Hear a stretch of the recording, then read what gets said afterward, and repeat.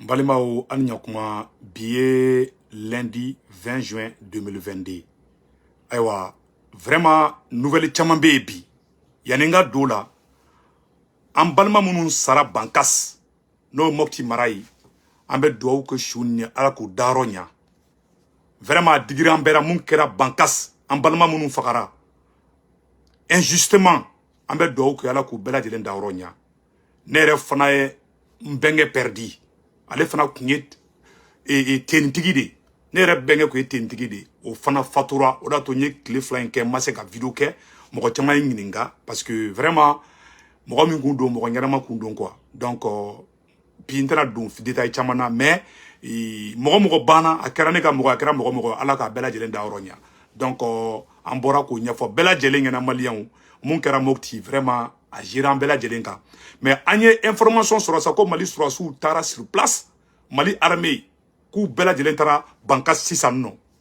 Donc an bɛna tila ka don détail la. Balimaw, mɛ mun ɲɛfɔ bɛɛ lajɛlen ɲɛna.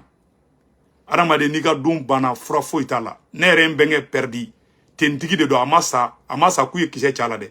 O kɛra saya naturel de. Donc ça arrive partout. Mais an si ka laɲini tɛ mɔgɔ dɔ ka mɔgɔ ka saya cogo dɔ bɛ nɔ fana bɛ digi mɔgɔ la. Ça se voit. Donc an bɛ dugawu de kɛ hali bi Ala ka hinɛ banbagatɔ bɛɛ lajɛlen na. Donc balimaw, n bɛ mun fɔ yani ka don kuma la. Bi ye lundi 20 juin 2022. Nouvelle fɔlɔfɔlɔ ye jumɛn ye? An bɛ dugawu kɛ maa minnu ka adamadenya minɛn'u la ma juguw bolo Mopti mara la bankas Ala k'u bɛɛ lajɛlen da yɔrɔ ɲa. An bɛ 1 minute de silence kɛ olu ye. Donc o ɲɛfɔ maliyɛnden bɛɛ lajɛlen na o tɛmɛnen kɔfɛ ka bɔ a la. Aw si kana paniquer adamadenya la nin bɛɛ b'a la. Transition bɛ ka seko kɛ.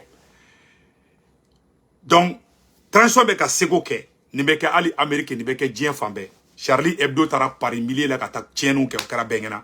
Donc ko bɛɛ n'a kɛcogo don. Surtout janfa bɛ Mali contre la. Janfa yɔrɔ ka ca. Mais ni Ala sɔnna ma Mali ɲuman bɛ bɔ janfa in kɔnɔna na. Balimaw, an bɛna kuma yɔrɔ jumɛn kan bi? O ye président Assimi. CNT projet de loi min voté k'a di ko président Assimi kana promulguer dɛ. Segu Tunkara le politologue depuis New York n bɛ segin ka kuma kan. CNT projet de loi min passé. Président Assimi kana loi in passé kana promulguer dɛ.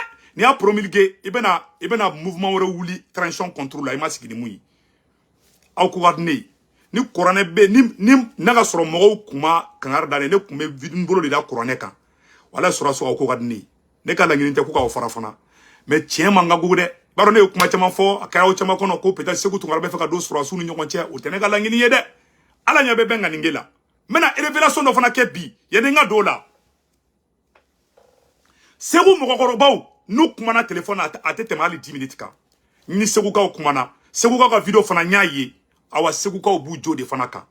Mali mɔgɔ ɲɛnama fɛn fɛn bɛ a bɛɛ ne wele musokɔrɔbaw cɛkɔrɔbaw u kasira ko CNT u jigila tigɛ. Bilahi ni Ala cɛ. Mun tɛ fɛ ka kuma. Ani bani fana bɛnna n yɛrɛ ka sokɔnɔna na. Bani kɛra an fɛ yen. N ye deyi kɛ. Vraiment an bɛ dugawu kɛ. Mɔgɔ ka mɔgɔ banna. Mais bilahi mun kɛra CNT la a ye maliyɛn mɔgɔ ɲɛnama fɛn fɛn bɛ a bɛɛ ne wele. Segu Tunkara i ma kunu don i tɛ ka kuma. O kuma i sannen de don sɔrɔsiw bolo wa. Segu Tunkara i tɛ ka kuma bilen. Segukaw ye n wele k'u dɛsɛlen bɛ ka sinɔgɔ nin ko in bolo. Ketakaw bɛ ten yɔrɔ bɛɛ. Mali mɔgɔ ba tɛ yen mun ma Segu Tunkara wele mun bɛ faso fɛ dɛ mun ma ne wele ko mun kɛra CNT kɔnɔ k'a ma diya u ye. Mais o kɔrɔ tɛ k'an ni Maliki Jaw bɛ ɲɔgɔn na. Ne bɛ kolonɛ nin bɛɛ fɛ. Ne Segu Tunkara de fɔlɔ ye Maliki Jaw photo bila réseau kan. Mais terikuraninw sɔrɔla sa bɛɛ ça fait partie de la vie aussi. Mais n bɛna mun ɲɛfɔ président Assimi ɲɛna. An b'a deli fɛ. Loi min votera CNT kɔnɔ. Kana loi in passé dɛ. Choguel wele. I ka Maliki Jaw wele. En tant que président de la République. I ka kuma Maliki Jaw fɛ. I ka kuma Choguel fɛ. Aw ka bɛn. Aw saba mana bɛn mun kan. Aw b'o passé. Ni mun kɛra CNT kɔnɔ. Ni Choguel ko k'a sɔnna. Aw b'a la tɛmɛ. Ne tɛ ka jo di mɔgɔ si ma. Moi je suis un rassembleur. Mais bila jamana tɛ jɔ janfan kan. Jamana tɛ jɔ nkalon kan. Cɛ n'i ye janfa kɛ Mali ko in na, bila a bɛ da firida la.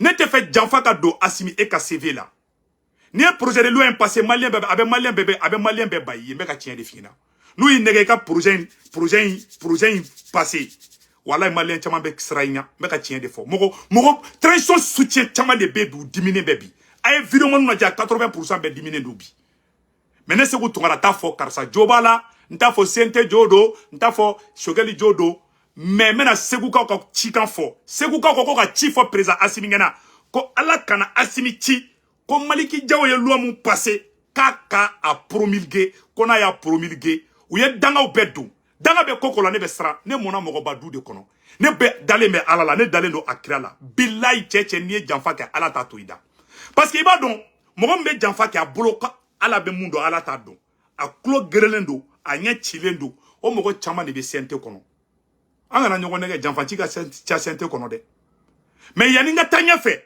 mena secret do fo malien nyana ay video partager tien be ka soro mena secret do fo bi ne segu tungara tale mbalila ni ay ne te fen fo Maliki Diaw ma ni ay ne te fen fo Sentema premier ministre Shogel de segu tungara wole ay kuma ina mede ay ala mais c'est très important premier ministre Shogel Maiga ay segu tungara wole ko segu tungara ko wallahi ko sorasi nunu me Mali fe Shogel ne invité Fafi Shogel ne ga ay ko jado nyer la quoi maintenant do détail to la ntale mal la be ni Shogel yi Shogel en wole afe ako segu tungara ne ko kadi o tien mais sorasi nunu wala ube Mali fe sorasi nunu ne tala kron fe sorasi nunu ye kasoke Assimi ye kasoke Diaw ye kasoke Kamara be ye kasoke ou be kasoke Mali no fe segu tungara mbe fe ka sorasu fara nyogon kan Shogel ko segu tungara mbe fe ka sorasu fara nyogon kan mbe sorasu fe ne Shogel be sa sorasu no fe ne segu tungara kashiradi ngo Shogel ma foka dien wuli nte fen fo sorasi do mani doyi Shogel de ko segu tungara ma ala kama kana kuma jugu fo Maliki Diaw ma Shogel de ko segu tungara ma ntara fo Shogel fe ako wallahi Assimi kadai ako wallahi Diaw kadingi akana fen fo Diaw ma ame nyogon famia c'est la politique Shogel ko alno ya ale neni nous te fen fo Assimi ba ale ba yere sacrifier Assimi foi kana Assimi soro Assimi ambi fo il est tracteur du Sénégal ou mabi Assimi ambi fo mais Assimi kana to Malien ka fama isama ka tlaka fama ki zonzan ni loi passé Assimi assemblée dato ibeka ka fanga tiena assemblée dato ni Blaise Bolla ka ta Abidjan munu me ka tigere fo ko vive Maliki Diaw a benin fa souche wallahi billahi ute Maliko la ni e kurane bo mombolo daka munu me ka tigere fo Maliki Diaw ko wallahi ute Mali fe ni kuma sran morunya ni kuma sran ima almamunya ngume mbolo da kurane kambi Mali jugu flate temuka ali bi ambe kashila nanga mogo sara neye nous sarka vidéo doye nta do la vidéo date d'aujourd'hui ou pas ne nous sara avec adjigi Shogelika depuis alaka dabe Shogeliko keledla Shogel ye horonde mogote ka fait kateme Shogelika les 5 colonels mogote ka fait kateme Shogelika segu tungara dafo ni mamogo kita Assimi fenti fe ne segu tungara ti fe mais Shogel ko abe sa Assimi no fe Shogel ko abe fara abe Shogel ko alebe sa Assimi no fe Shogel ko alebe sa Diallo no fe Shogel ko alebe sa fait comment on appelle là Kamara no fe alebe sa Wage no fe abe sa Modibo Kone no fe Shogel ko segu tungara ala kama sorasu u deme kana kuma jugu fa sorasi sima Shogel de ne woli fafi ima ne te fen fola sorasi mabli ima ne be to ka Diaw commentaire ou kaya malgré ka mandi moko chamay ni ne Diaw to ko fo nga video la moko be ne woli ko muna ko me Diaw to ko fo ku ta fe ready ngono ngu be de kilengi ala nya be benga ningila Shogel de kuma na ne fe ko nga u fara nyogon kan Shogel de ko segu tungara wala mbe sorasu fe Shogel de ko ni sorasu yem bla mbe ala mine Shogel yam bela sigi segu tungara ben le cerveau Boubou Mabel ani activiste be ako wallahi norolente premier ministre yala ali chini na Assimi ko ka tenfe abse kam bla problème tala mais ne ga horonya ne ba kefa dan donc balima on be munya fo bela jelingena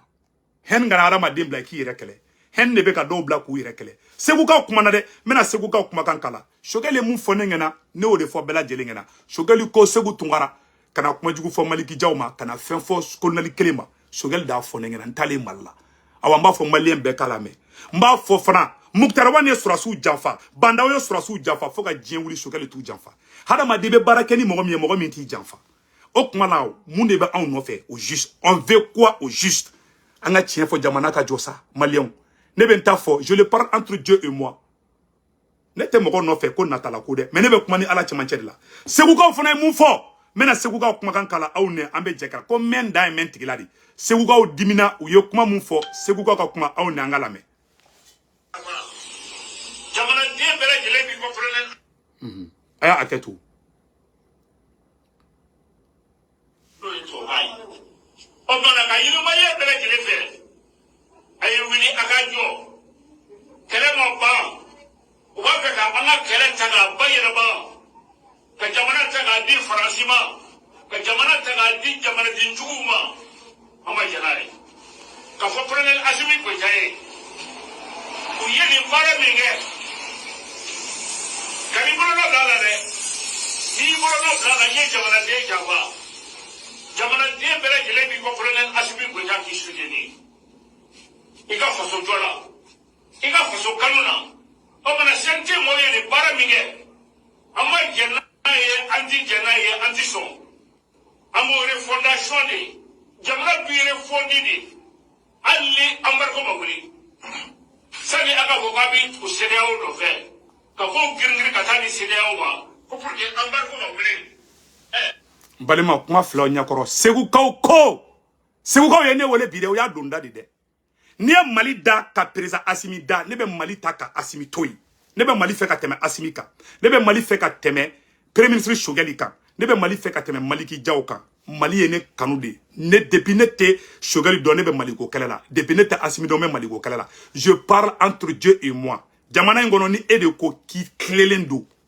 faama si tɛ gɛrɛ i la i ma ne kɛlen don gɔn kelenna bila ye souvent a bɛ kɛ sɔrɔsiw dɔw kɔnɔ ko ne bɛ k'u bila ɲɔgɔn na di ka sɔrɔ mɔgɔ min y'a yɛrɛ sacrifier i ye kana ɲinɛ o tigi kɔ dɛ le premier virement Mali bɛɛ mɔgɔ min kariera k'a ka vie bila danger la k'a fɔ ko ka sɔrɔsiw supporter ka coup d'état fɔlɔ la o Segu Tunkara di mɔgɔ fɔlɔ min ye Maliki Jaw photo bila ko c'est le meneur du coup d'état Segu Tunkara de don teri kuraw b'a la sisan o teri kuraw bɛ ka Maliki Jaw bila ka taga sira jugu de fɛ tous les jours Maliki Jaw ne Segu Tunkara ka laɲini ye mun ye président Asimi ka président ɲa kɛ Maliki Jaw ka président ɲa kɛ Wage ka président ɲa kɛ Modibo Kone ka président ɲa kɛ Kamara ka président ɲa kɛ a ka fati passé aw ni ɲɔgɔn cɛ ala ɲɛ bɛɛ bɛ ŋaninge la aw bɛnnen aw kalalen o de ka di Segu Tunkara ye mais n'aw ma ni logique bila aw b'an ka kɛlɛ tiɲɛ fɛn kelen bɛ yen o ka jugu ni fɛn bɛɛ ye aw b'o dɔn hali n'i ba bamu i kɔ la k'i wolo ba k'a bamu i kɔ la ka alikaba munumunu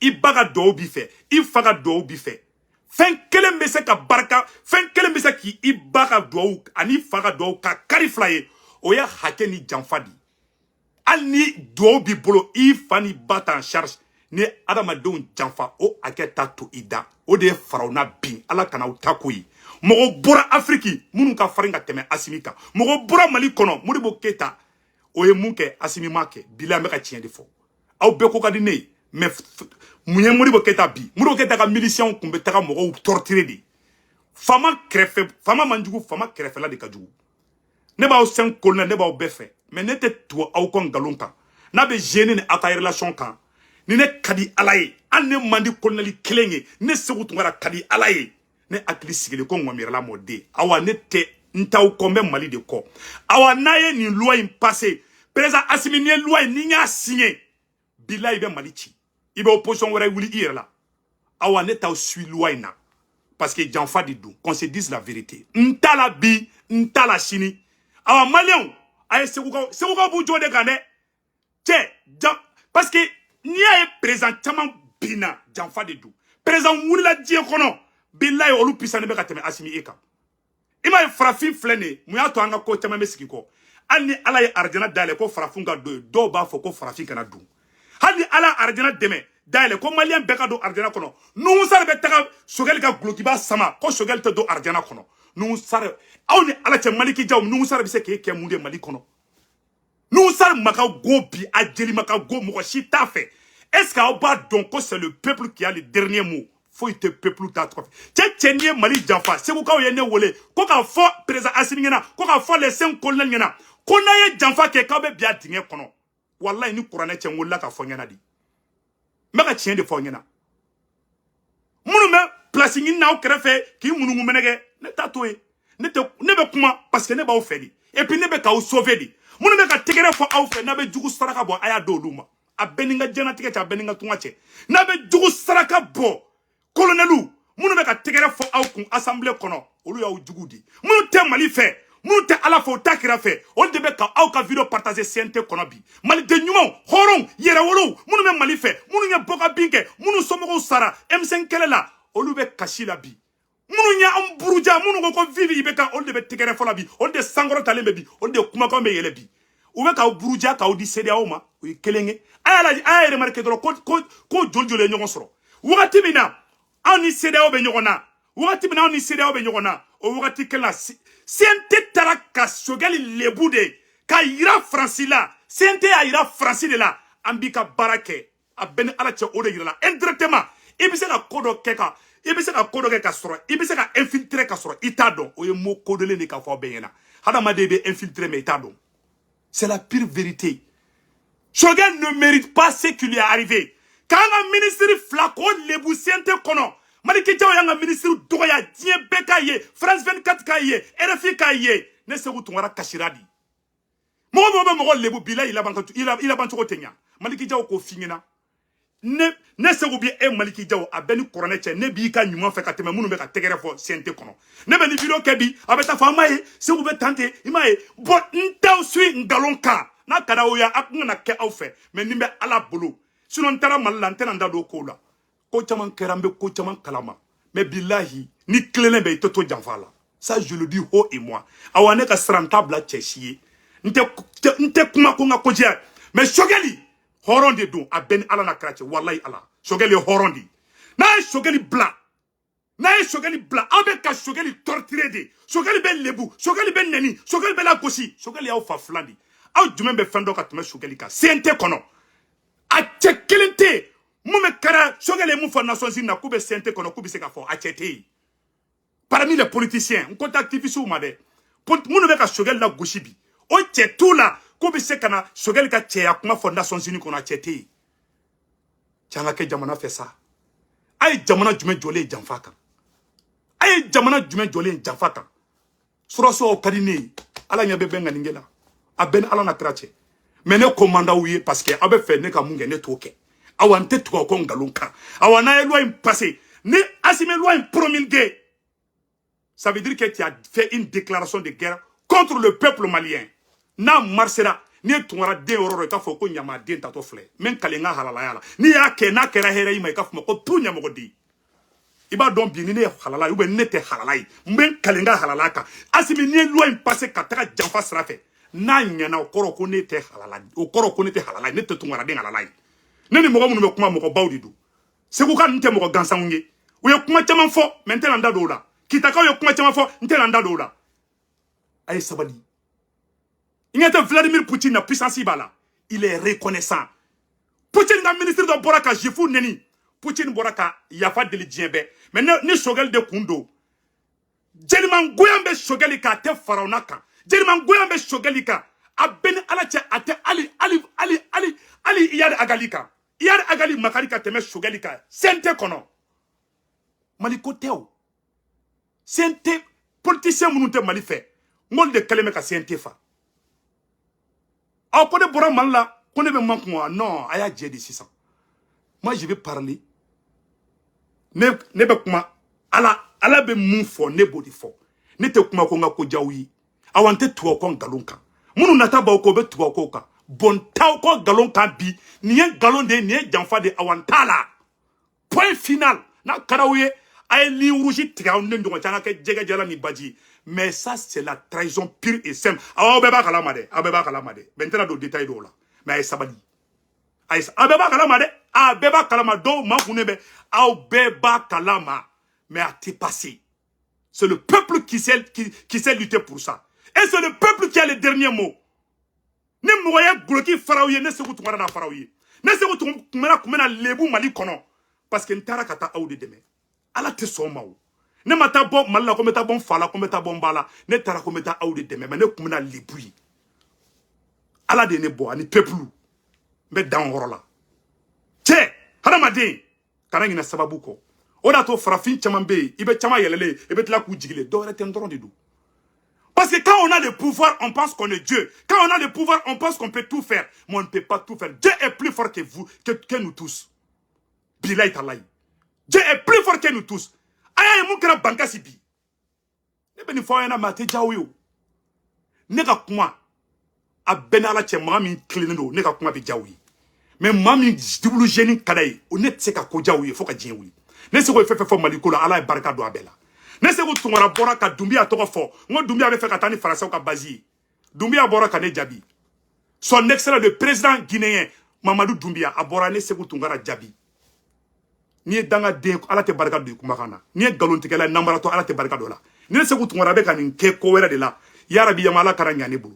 Ne be se ko tungara be aw kolali kelen de contrôle la. Ya Rabbi yama ala kana ke hera ka nyesinema. Fona ka soro ne ma o kanu faso kanu de la. Mais ka fin fo aw ma bi, c'est pour vos biens. Parce que na o donna janfa kono. Ni sorasi e mo janfa. Sorasi ka janfa ka juwa ni politicien tay. Me ka tien de fo onyana. Bilay talay. Sanu e munke ni sorasi bla. Sorasi le bito mo bala ki ke mo ni fitini ni. Ne ere ya santi ngi rantali. Mente do o fena. Sorasi le bi ke mo ni ye quoi. A benra te ye mo bay. Mo ba bi ke mo bay, mais sorasi le bi jiki ki ke mo dini. Ay sabali. Aw site sorasi blé.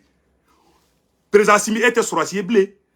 Aw bekra politicien parce que abeka politique bara de ke aw beka do politique la aw ni be politique la ini mo be barake mo be glugi aya ta ali filmo nu ba supporter aw no si garalen te nyokona mo si aw te ka mo si fra nyokon ka ambe worom na kopi be jarder lendo be fara lendo e Mali kera ina fo sogo sude surugu be yanfɛ duga be yanfɛ surugu o ye français duga o CDAO ye ambe kashi ne se gutungara kasira surodi a benala che aw hina de benela parce que aw be entre le marteau et l'enclume ne be ka sauver de mais mo mo be ka tigere fo aw kun vive Assimi oui mon kera sente la kain a beni ala che a beni nga tunga che aw jugu saraka naba boya do luma ce sont vos pires ennemis président Fefe Bina ou kerefe mo do bi Joye Modibo Keita bia kerefe mo te Joye Thomas Sankara bia kerefe mo te Joye Ibeka bia kerefe mo te AM5 kere domina Ibeka ere kerefe mo de kumbe quand ils entendent dans le secret d'état oui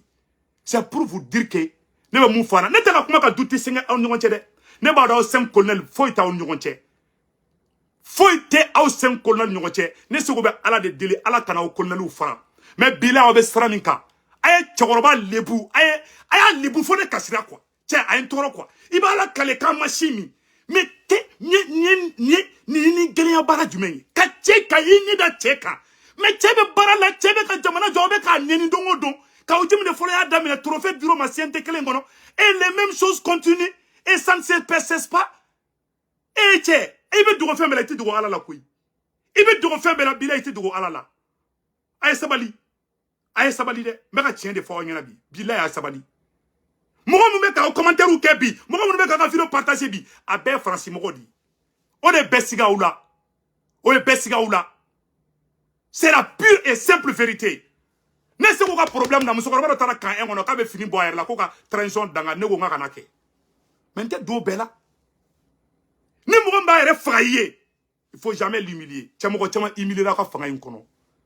Bilay talay. Mo ko tchama humilier la ou humilier la quoi. Les gens qui sont fiers de vous, les gens qui vous aiment ou be ka humilier. Il be sera clé d'état.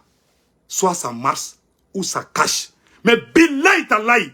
Aw ba jugu ka kuma kan na me kuma no na nyeni ke u bina fo kanya keta ujume mo ko fladro mo ko sabadro o le jume ono lo yawo mina be ko ka awla na o gena ka bo fanga ina bi ne se ku tungara tita malabli na o gena fanga ina bi crise bene mine c'est pour vous dire combien de fois je vous aime beaucoup maintenant mara de fait nte galon fait ora to no tseka gere nyogona aga vidéo na je u shi garalen tawla mu ko shi fara nyoko be fara lendo c'est dawo be ka nyini kan fara aya la je na u bena alaba u garsige dale aw ni shogele mbanga ka mateme tele sabaka u tara amalo bankas comme nyoko ma delika ke oye kodo ye o te shi nyumai bon na u fara le nyoko ka alaba u garsige dale ni fara damina ro ala be nani kabako mako de ka u fara awa mogo Seguka ye danga don ko ka fo ayana ko mogo ko ni nana ni farafarale jamana in kono ko ala ke i bia dinge kono u ya ci donda segu mogo ba u ye ngole ka fo nyana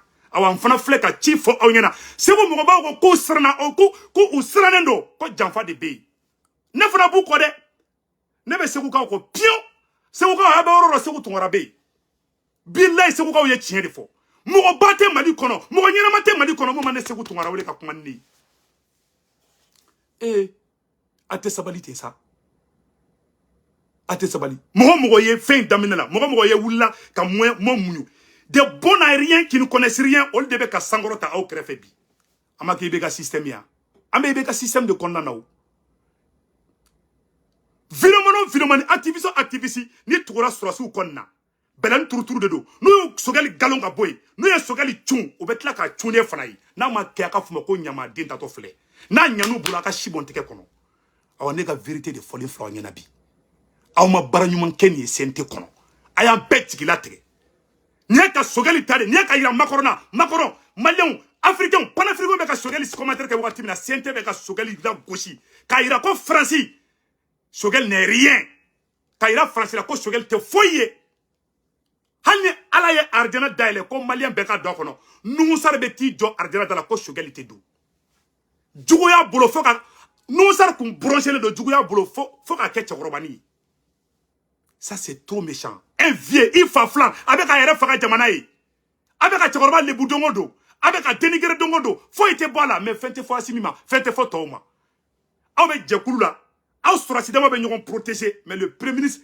Dieu la gauche bébé da tchekan e chay sabali sa ay sabali hademay bilay talay hademay nebo o fo onyana me sigaka na kadawiye ne ga ni kumay parce que mogo te tien fait o te kene ga ni kumay fait na o be tien fait aw be ne wele kan remercier de vraiment pour tout le kan yiga kuma mais na yaw me fait ne la o be na ya ke kele dretier aw tanono ne tambashi ne fana be nga côté na ne ba amerikia abana kuyi ne ka ko be ala de bulu abena na kratie awane na tate moko kande ne fana ka fongo me ko ke malla c'est pour aider mon pays kuma bana pew awanga seguka ka kuma la me seguka yo kuma mfo yango la me seguka ye danga do ne kasira di mbali mawo ayo ni nanga janga seguka ka danga la me seguka ye danga do de anga kuma ina me lulu mi ko o de sera ko jamana diriger ni koyi o mana ba ko malien be mama isi le lo kele ma ba ayo wini aga jo kele bi sera ni ga ju kele do yi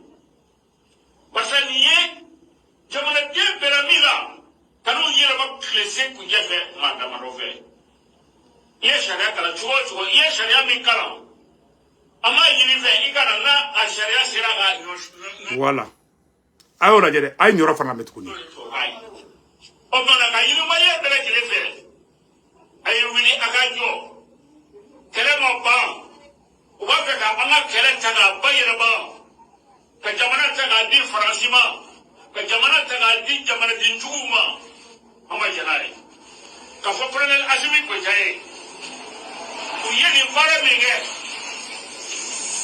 kani bolo gala de ni bolo gala ye jamana de jawa jamana de bere jele bi ko prenel asimi ko jaki sujeni ika faso jola ika faso kanuna o bana sente mo yeni fara minge ama janna ye anti son amore fondation de jamana bire fondi de alli ambarko mawri sani aga ko babi ko CEDEAO do fe ka ko girngir ka tani CEDEAO wa ko pour que ambarko mawri ambarko bi sigi do bela wa sura yi ko be girngir ka tani CEDEAO wa ma ba bali ambarko la programme de bolo programme de CEDEAO bolo programme ni francia dama kay maliti ala maldum ayalla ye kuma bela jele fle ne seguka o de aw ka video ma bare o ka video were fana be muno fana kala tugo na be je kula me nyoko fe nyo de fa bela jele ngena maliko be ka se digre kula mina sanno